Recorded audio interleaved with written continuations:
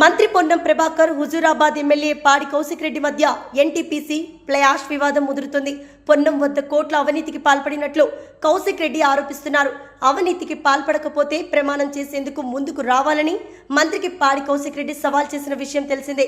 తనతో కలిసి హైదరాబాద్ అపోలో వెంకటేశ్వర స్వామి దేవాలయానికి రావాలని, 100 కోట్ల అవినీతి చేయలేదని నిరూపిస్తే తాను బహిరంగ క్షమాపణ చెప్తానని కౌశిక్ రెడ్డి మంగళవారం సవాల్ చేశారు. నా బ్లాక్ బుక్ లో ఫస్ట్ పేరు రాసిన పొన్నం ప్రభాకర్ ఫ్లైయర్ స్కామ్ అని బిడ్డ. మళ్ళా కేసీఆర్ ముఖ్యమంత్రి అయిన తర్వాత నువ్వు తిన్న 100 కోట్ల అవినీతి మరియు టికెటింగ్ స్కామ్, మా క్రిషాంక్ చెప్పినట్టు నువ్వు చేసిన టికెట్ల స్కామ్, ఇవన్నీ పైసలు నేను కక్కిస్తాం. నా బ్లాక్ బుక్ లో ఫస్ట్ పేరు ఎంటర్ అయిందే మినిస్టర్ పొన్నం ప్రభాకర్ గారిది. రేపు అధికారం వచ్చిన తర్వాత ఆయనకి ఈ బుక్